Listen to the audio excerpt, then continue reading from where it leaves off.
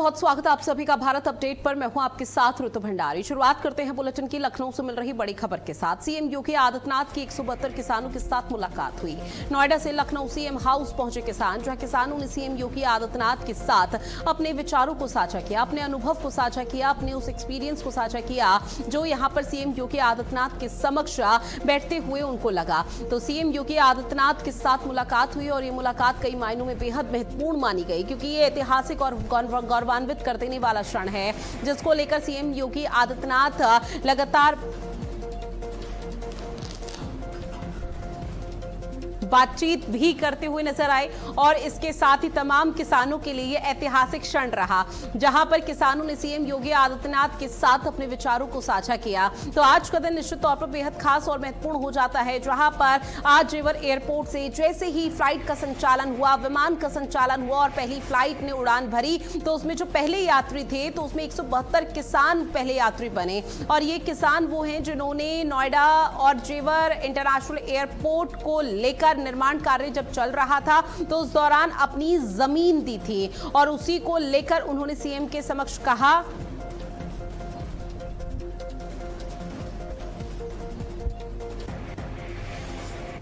और चलिए अब सीधा आपको दिखाते हैं सीएम योगी आदित्यनाथ जहां लखनऊ में एक खास कार्यक्रम में पहुंचे हुए हैं, किसानों से लगातार बातचीत कर रहे हैं। क्या कुछ कह रहे हैं वो भी सुनेंगे। जेवर के आए हुए हमारे सभी अन्नदाता किसानों का,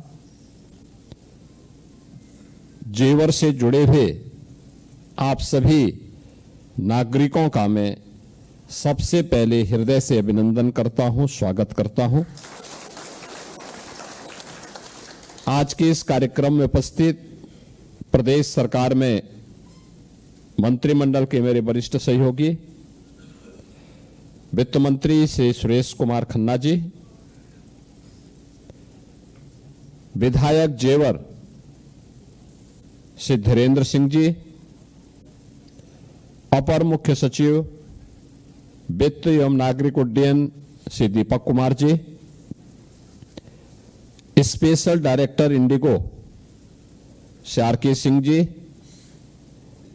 सलाहकार उत्तर प्रदेश शासन Shri Awanish Awasthi ji, CO Yamuna authority Shri R K. Singh ji, उपस्थित हमारे सभी अन्नदाता किसान बहनों और भाइयों, आज का दिन एक ऐतिहासिक दिन है।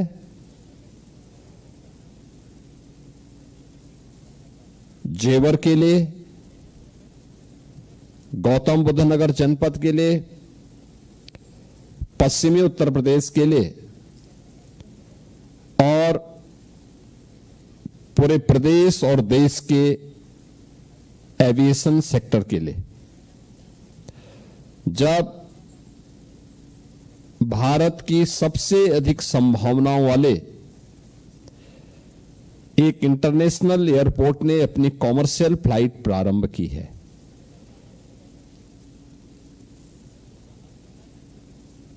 इसके पीछे प्रेरणा देश के यशस्वी प्रधानमंत्री श्री नरेंद्र मोदी जी की, और इसमें योगदान आप सभी अन्नदाता किसानों का।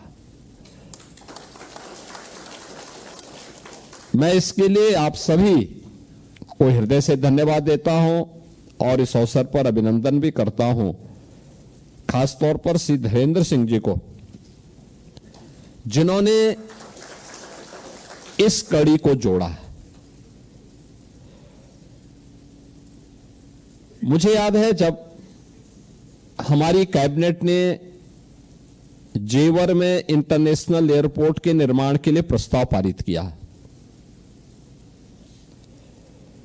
तो मैंने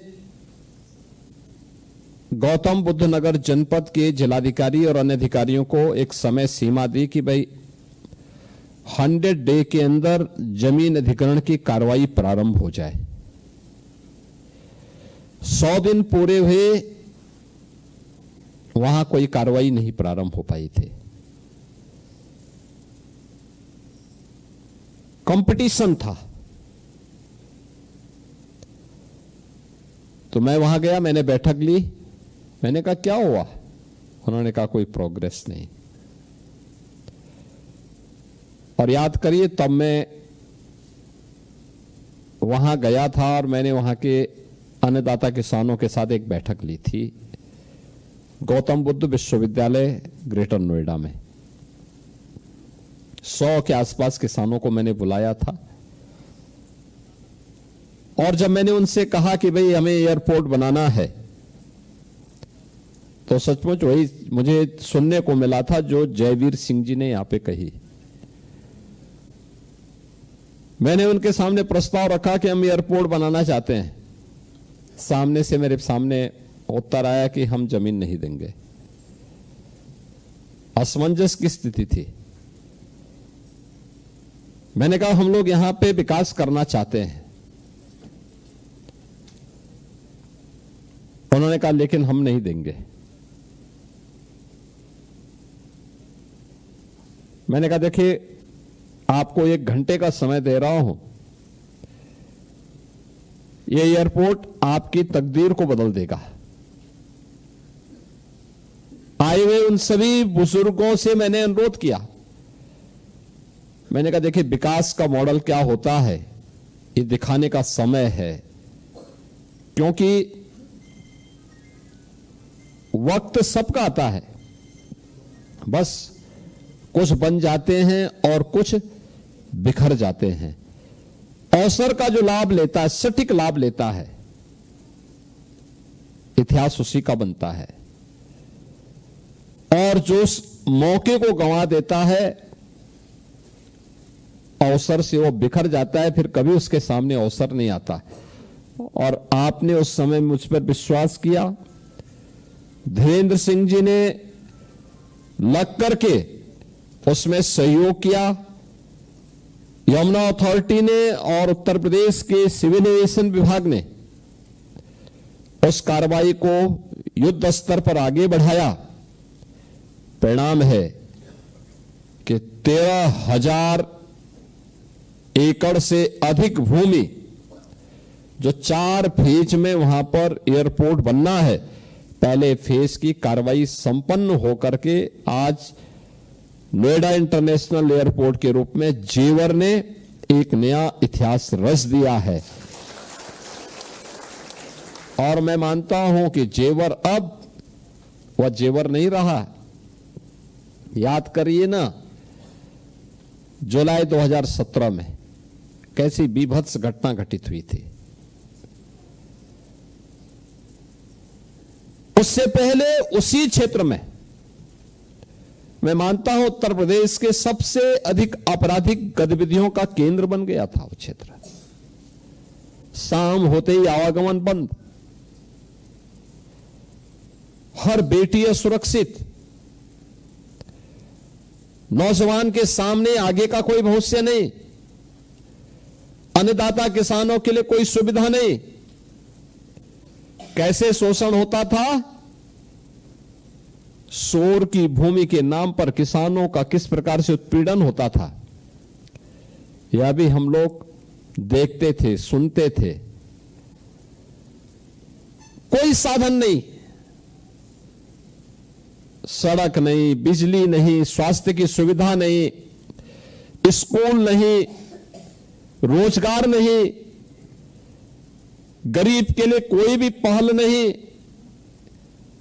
और उन स्थितियों में दिल्ली के नजदीक जेवर भी एक कस्बा था, एक गांव था। अब आप सोचो, आप दिल्ली को फेल करने जा रहे हैं। दुनिया का हर बड़ा व्यक्ति आज वहां आना चाहता है, हर बड़ा व्यक्ति वहां आना चाहता है। आप परी की बात कर रहे थे, अरे वहां कुबेर आना चाहता है।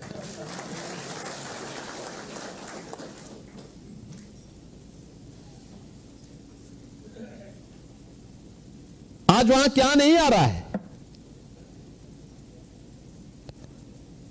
आज वहां पर एयरपोर्ट बन गया। भारत का पहला कार्गो और एमआरओ का केंद्र भी जेवर एयरपोर्ट बनने जा रहा है। यानी यहां पे किसान, पश्चिमी उत्तर प्रदेश ही नहीं, उत्तर प्रदेश का किसान कोई भी पैदा करे, कुछ भी पैदा करेगा, अन्न पैदा करेगा, फल पैदा करेगा, सब्जी पैदा करेगा, मत्स्य पालन में कोई काम करेगा, कार्गो से दुनिया के मार्केट तक पहुंचाने की सुविधा का केंद्र बिंदु बनेगा जेवर।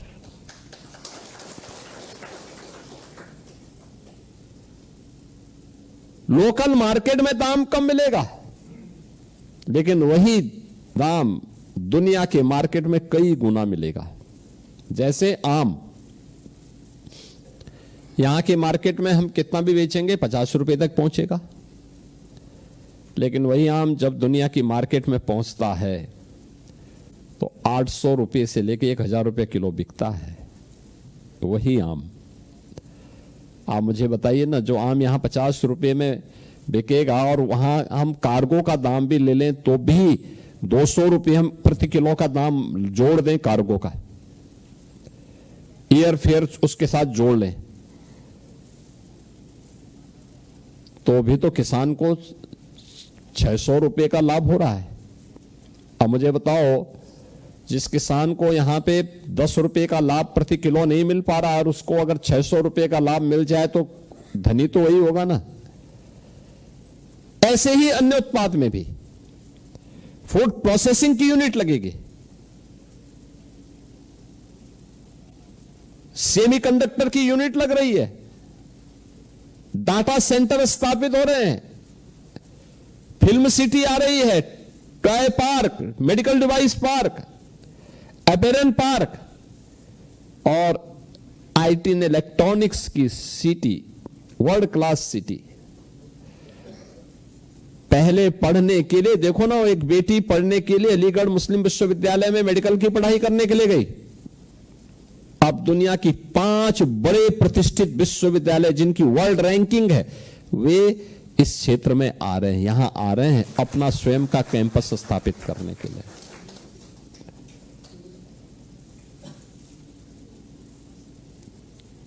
आपने निर्णय लिया,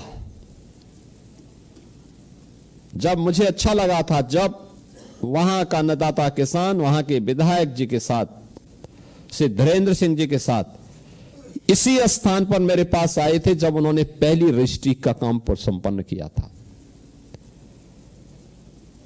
और मैंने ग्रेटर नोएडा में कहा था, मैंने कहा भाई आप रजिस्ट्री करवाइए, आप चिंता मत करना पैसे की, पैसा आपको मिलेगा जो आपने सोचा नहीं होगा। हम सौदेबाजी नहीं कर रहे हैं, हम आपको आपका हक देंगे, लेकिन वह बीच में किसी व्यक्ति को नहीं रखना है। आप रहेंगे, मैं रहूंगा, और आप जो सोचते होंगे उससे अच्छा दाम आपको मिल जाएगा।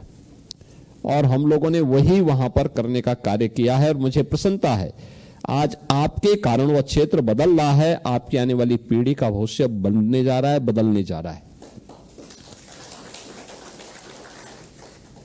आपने सचमुच इतिहास रचा है, आपकी पीढ़ियां हजारों वर्षों से वहां रह रही हैं, आपके पूर्वज हजारों और सैकड़ों वर्षों का आपका इतिहास है। उन्होंने कठिन परिस्थितियों में, देश की आजादी में भी लड़ाई लड़ी होगी, विपरीत परिस्थितियों को झेला, अपनी जमीन को बचा के रखा। संभावनाएं नहीं थी, वह उस समय आवश्यक था, लेकिन जब वक्त आया सही समय पे सही निर्णय करने का, तो आपने वह निर्णय किया। और आज नोएडा इंटरनेशनल एयरपोर्ट के बहाने जो भारत का सबसे बड़ा एयरपोर्ट बनने जा रहा है, कार्गो एमआरओ की फैसिलिटी, यानी भारत के अंदर अब तक एयरक्राफ्ट मेंटेनेंस, रिपेयर, ओवरऑलिंग की कोई सुविधा नहीं। इसके लिए सिंगापुर और दुबई जाना पड़ता था। अब वह कार्य के लिए भी इसी क्षेत्र में, इसी एयरपोर्ट पे लोग आएंगे, दुनिया भर के लोग यहां आएंगे। स्वाभाविक रूप से इसके लिए यहां के नौजवानों को ट्रेंड करना, इंजीनियर के रूप में वहां बन सकें, काम कर सकें, वहां पर घर में ही उनको नौकरी मिल सके, इसकी संभावना आपके लिए बहुत ज्यादा है। ये जितना निवेश वहां आएगा उसके लिए ट्रेन मैन पावर ये आज की आवश्यकता है। इसी के लिए यमुना अथॉरिटी ने वहां पे टाटा के साथ एक सेंटर ऑफ एक्सीलेंस लगभग 225 करोड़ रुपए की लागत से स्थापित करने की कार्रवाई को आगे बढ़ाया है। काफी बड़ा सेंटर जिसमें सभी आज की आधुनिक तकनीक को वहां पे ट्रेनिंग देने, उसके सर्टिफिकेट, उसके डिप्लोमा, उसके डिग्री के कोर्सेज को आगे बढ़ाने का एक अवसर वहां की युवाओं के लिए होगा, उनके कौशल विकास के लिए होगा, उनकी स्किलिंग के लिए होगा। और इसके कारण वहां के नौजवानों को जुड़ने और उस जुड़ने के साथ ही वहां पे जो निवेश आएगा वहां उनके लिए नौकरी प्राप्त करने का एक आधार भी बनेगा। यहां पे डिग्री कॉलेज की बात उन्होंने की। हमारा प्रयास है कि इस सत्र में हम उस डिग्री कॉलेज को प्रारंभ कर दें और वहां के बच्चों को उच्च शिक्षा का वो भी मिले। दो अन्य बातें आपने कही हैं, मेडिकल के लिए भी और एक स्पोर्ट्स के लिए भी। यद्यपि वहां एक ट्रामा सेंटर हम बना रहे हैं, लेकिन ट्रामा सेंटर के साथ ही मैंने यहां पे अभी सीओ यमुना अथॉरिटी से कहा है कि वो देखें एक बार कहां पे अच्छी मेडिकल की सुविधा भी और मेडिकल एजुकेशन की सुविधा भी वहां प्राप्त हो सके, इसके बारे में उन संभावनाओं को आगे बढ़ाना चाहिए और गवर्नमेंट उसमें अपने स्तर पर भी सहयोग करेगी। यमुना अथॉरिटी भी उस प्रयास को आगे बढ़ाएं, अच्छा होगा, इसको हमें बढ़ाना चाहिए। स्टेडियम बने वहां पे, इंडोर स्टेडियम भी बने और बड़ा स्टेडियम बने। वो जो संभावनाएं वहां पे हैं, जो पोटेंशियल वहां पर है, उसका लाभ वहां के बच्चों को प्राप्त हो, वहां के यूथ को प्राप्त हो, वे आगे बढ़ सकें, देश के विकास में अपना योगदान दे सकें। ओलंपिक में एक पैरा ओलंपियन ने जैसे देश के लिए मेडल जीत करके एक नया इतिहास रचा है। अब इतिहास जेवर को जेवर के रूप में प्रस्तुत करने की ओर हम सबका आह्वान कर रहा है। और मुझे बहुत अच्छा लगा कि पहली फ्लाइट से आपने उस जेवर को उस इतिहास के साथ जोड़ने के लिए अपनी ही जमीन से फिर मुख्यमंत्री आवास तक की इस यात्रा में आप सब भागीदार बने हैं और मुझे बहुत अच्छा लगा। 170 किसान, जिसमें 28 केवल महिला किसान हैं, उससे यहां पर आए और यहां से फिर वापस जाएंगे। इस शानदार यात्रा को अपनी स्मृतियों में आप बनाए रखेंगे, इस विश्वास के साथ मैं आप सभी का एक बार फिर से अभिनंदन करता हूं और आपको आश्वस्त करता हूं कि डबल इंजन की सरकार है।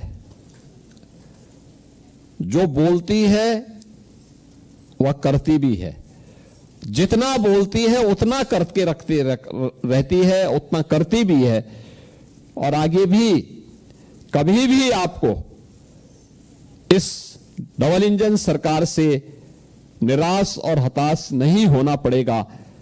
सबका साथ, सबका विकास, सबका विश्वास और सबका प्रयास, यह अभियान निरंतर आगे बढ़ता रहेगा। आप सबके प्रति आज के इस अवसर पर मैं पूरे प्रदेशवासियों को, गौतम बुद्ध नगर वासियों को, पश्चिमी उत्तर प्रदेश के वासियों को इस अनुपम उपहार के लिए हृदय से बधाई देता हूं, अपनी शुभकामनाएं देता हूं। इंडिगो ने इस कॉमर्शियल फ्लाइट को प्रारंभ किया और अन्नदाता किसानों के साथ यहां पर स्वयं उनके special director CRK Singh ji यहां पर आए हैं, मैं उनको भी हृदय से धन्यवाद देता हूं। वहां के विधायक जी को भी, अन्य जनप्रतिनिधियों को भी और साथ साथ शासन के उन सभी अधिकारियों को जिन्होंने इन किसानों के सेंटिमेंट को सम्मान दिया है, उन सबको भी हृदय से धन्यवाद देते हुए अपनी वाणी को विराम देता हूं। धन्यवाद। जय हिंद।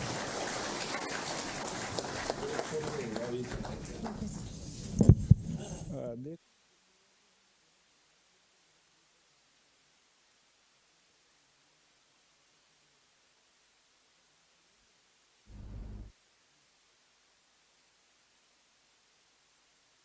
रात को आपने सुना चाहा 172 किसानों का उन्होंने सम्मान किया और बकायदा ये भी बताया कि 172 किसानों से जब जमीन मांगी जाती है, हालांकि उन्होंने उस दौरान मना कर दिया था, लेकिन जब बात प्रदेश हित में आई थी, जब बात प्रदेश के विकास को लेकर आई थी और रोजगार को लेकर, युवाओं के रोजगार के लिए बात कही गई थी, तब सीएम योगी आदित्यनाथ को उन्होंने हामी भरी थी कि ठीक है, वो अपनी जमीन देने के लिए तैयार हैं। और शायद एकमात्र वही वजह जिसकी वजह से आज ये सुखद तस्वीरें देखने को मिल रही है, जहां 172 किसानों का सम्मान किया गया। और ऐसे में सीएम योगी आदित्यनाथ से मुलाकात की तस्वीरें आप तक साझा कर रहे हैं। अपने संबोधन में भी उन्होंने देश के अन्नदाताओं का जो योगदान रहा है उसका भी जिक्र करते हुए नजर आए।